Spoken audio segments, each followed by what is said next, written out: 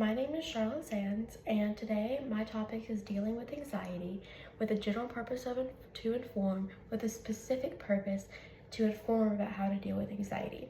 The central idea that I came up with is that more people than not deal with anxiety, and there's so many ways to deal with it so it doesn't end up crippling you.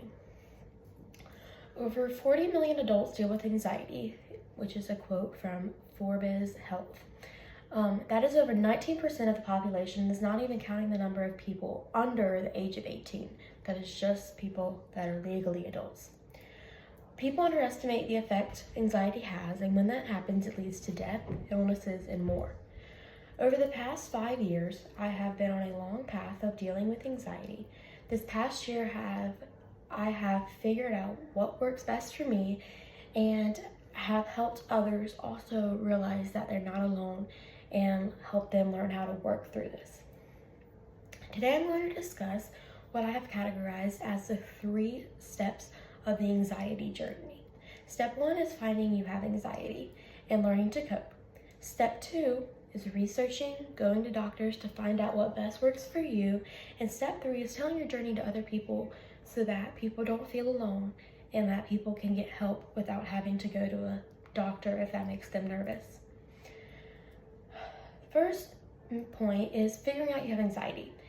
It's not necessarily going to be like a diagnosis like we get from doctor's office when we have strep throat or the flu or stuff like that. It's more of a realization after you've had the symptoms of pain and loneliness and all of the things that come with anxiety, before then oh, you're sick, here's something to do with it. Maybe you see changing your emotions or you're super nervous all the time. Those were the 2 big things that I came to the realization that I have anxiety. I think figuring out you have anxiety, a huge part is knowing you're not alone. I think many people think that they're alone because a lot of people don't like to talk about that they have anxiety because they feel as if it's embarrassing. But in the long run, so many people deal with it and you're not alone. And it is very important to talk about it so it doesn't consume you in the inside.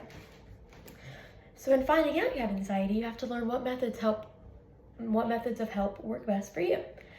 Everybody's mind and body is different, so you have to figure out what works for you specifically.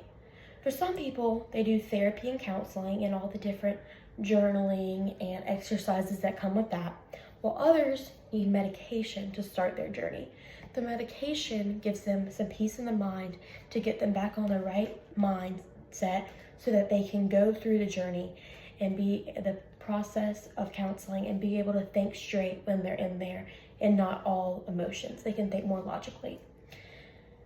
And then after you've been down the anxiety train, you learn all these little tips and tricks that some will help other people, some won't, but some will, and those that will, you need to always try to do that. One strategy, use what you've learned to help others.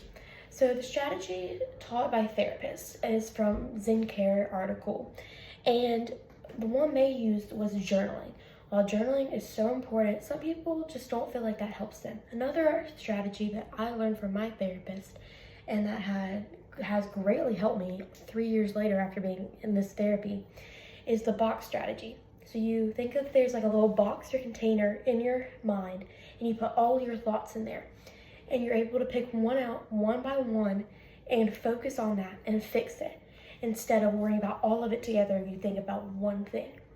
And that sounds crazy, but it really does work, and it's so amazing to have that relief.